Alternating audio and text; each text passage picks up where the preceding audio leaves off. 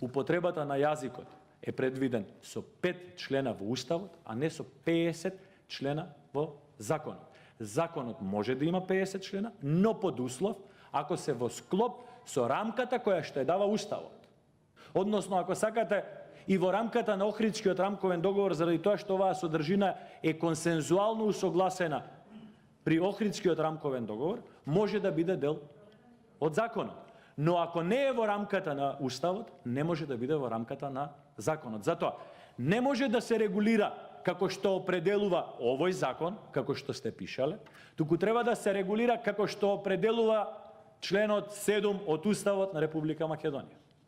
И во 2001 година, и во 2008 година, и во 2011 година го започна, ако ние понатаму треба да го развиваме и да го негуваме само и исклучиво во интерес на сите граѓани и на оние граѓани кои денеска, за жал, заради непочитување на постоечките законски одредби, живеат во еднојазични средини.